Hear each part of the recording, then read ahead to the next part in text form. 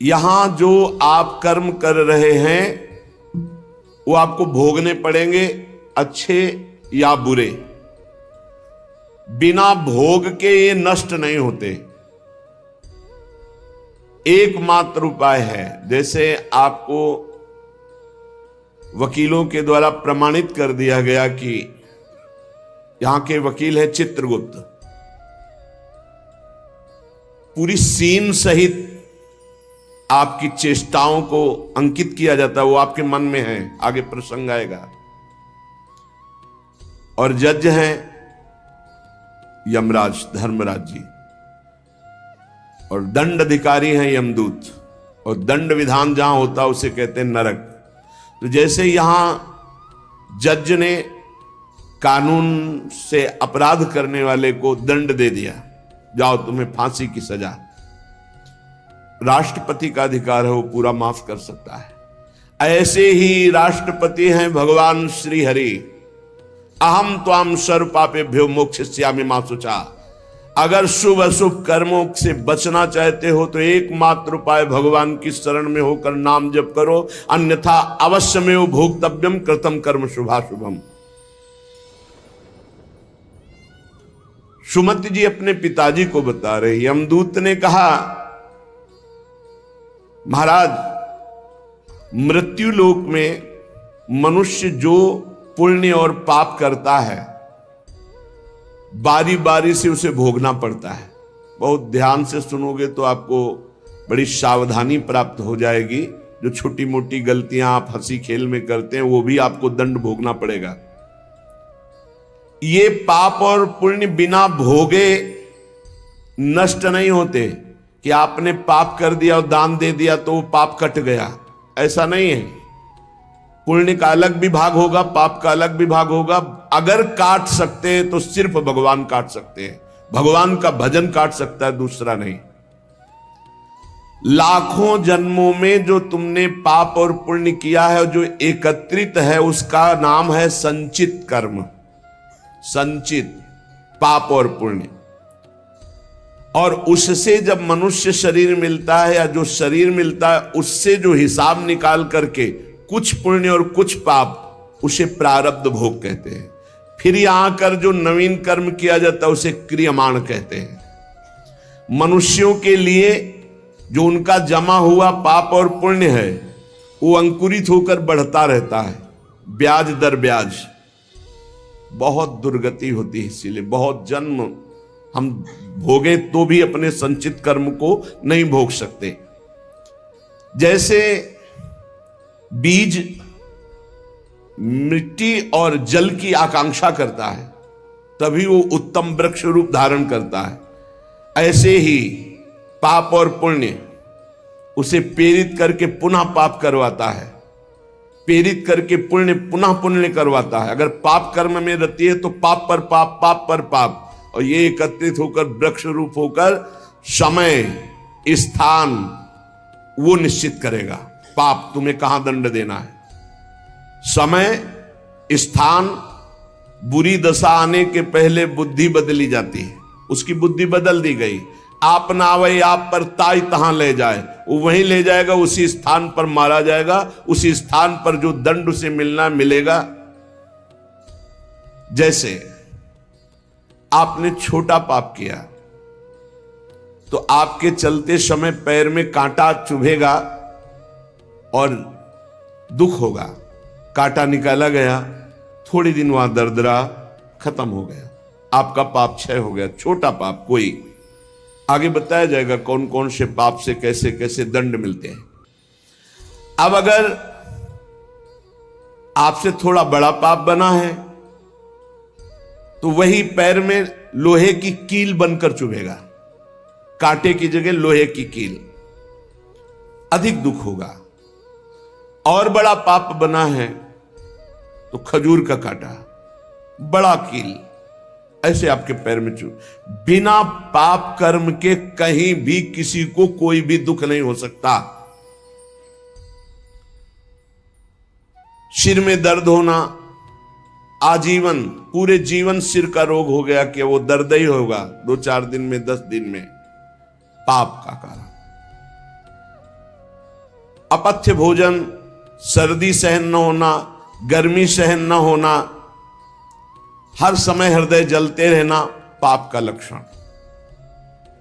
भिन्न भिन्न पाप भिन्न भिन्न प्रकार के दुख देते हैं दीर्घ काल तक।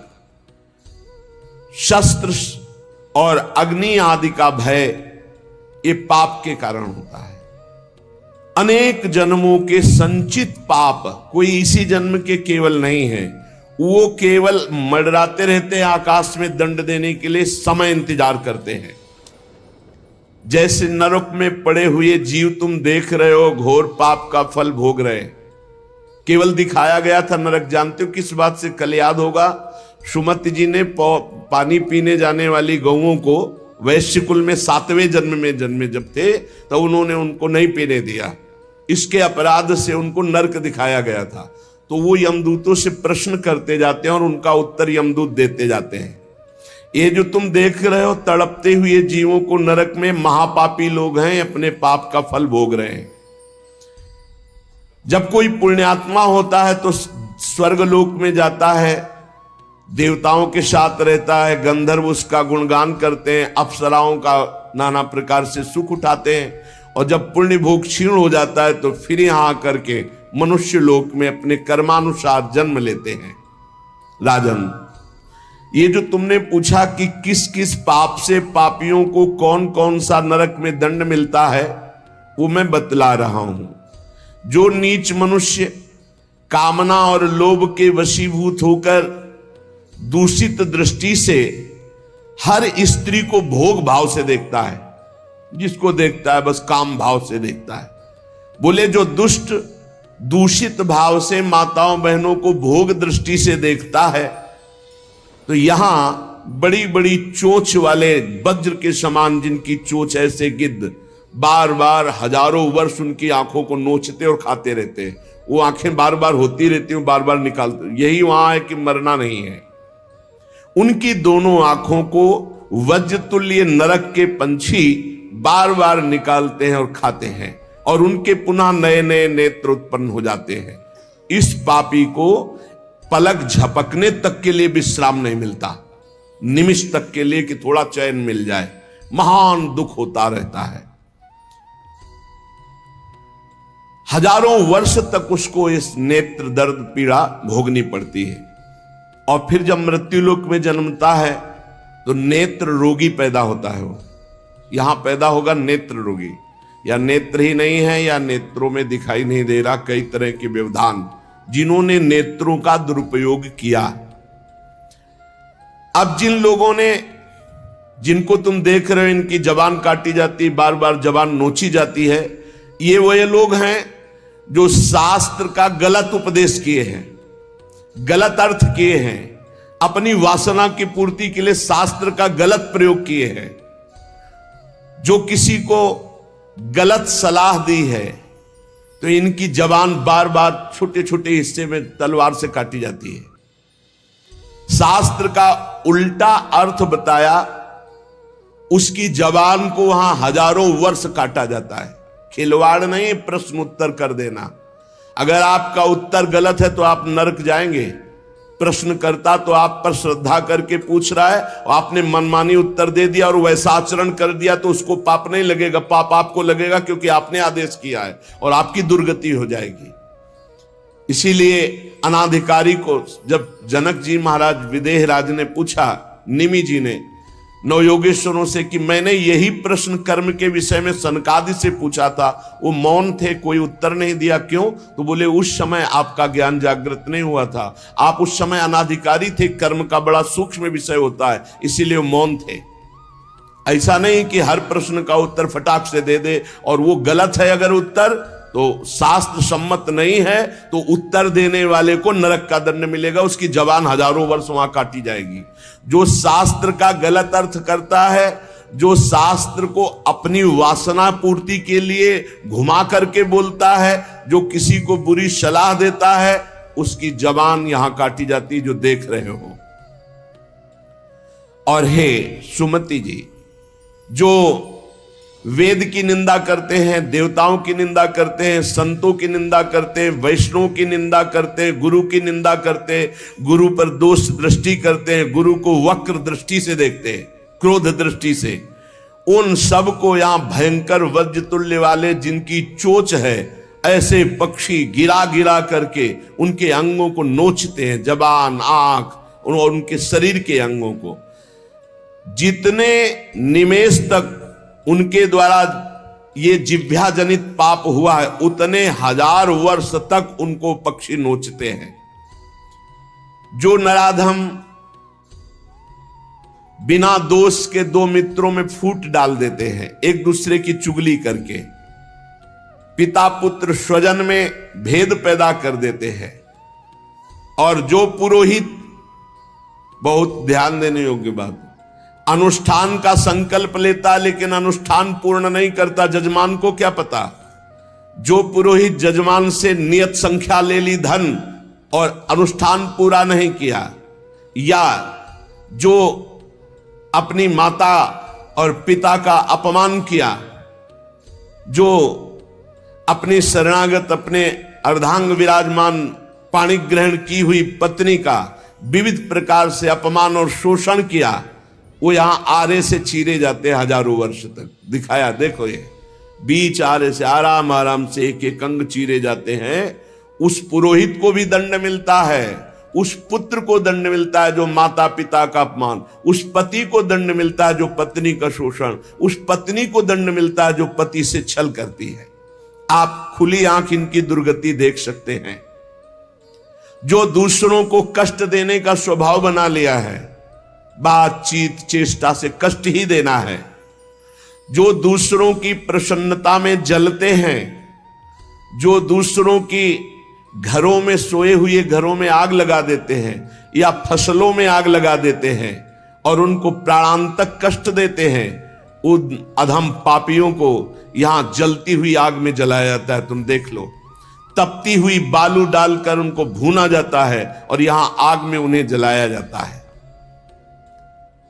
जो एक जगह निमंत्रण मिला, फिर दूसरी जगह निमंत्रण मिला, तो पहले निमंत्रण वाले को छोड़ करके दूसरे के यहां निमंत्रण पाकर फिर पहले वाले के यहां निमंत्रण पाने गया। ऐसा नहीं है, ये नरक का कारण बन जाएगा। एक जगह निमंत्रण है, वहां गए, अगर हम भूखे हैं तो भूखे, नहीं मिला तो नहीं मिला, अब दूसरे दिन देखा जाएगा। 2 3 4 निमंत्रण, ऐसा नहीं। जो ब्रह्मर्षि किसी देव कार्य के लिए, पितृ कार्य के लिए यजमान के द्वारा निमंत्रित किया गया और वो दूसरी जगह भोजन कर लिया, दूसरे निमंत्रण को स्वीकार करके फिर उसके यहां भोजन करने गया, तो उसको यहां नरक में 2 टुकड़े करने वाला दंड मिलता। बार बार उसके 2 टुकड़े, ये बार बार बहुत जगह भंडारा, बहुत जगह निमंत्रण, ये ऐसा नहीं है। सिद्धांत है, तुम भूखे हो तो एक जगह चले जाओ और अपना पेट भरो, भजन करो। ये नहीं कि 5 जगह चले गए तो खूब दक्षिणा 5 जगह की मिली तो सुन लो।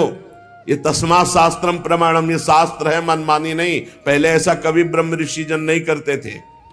5 घरों में भिक्षा मांग लो, या निमंत्रण है तो एक जगह जाके पेट भर लो जो रूखा सूखा मिले। ये 14 जगह भंडारा, 14 जगह निमंत्रण, तो उसकी व्यवस्था है।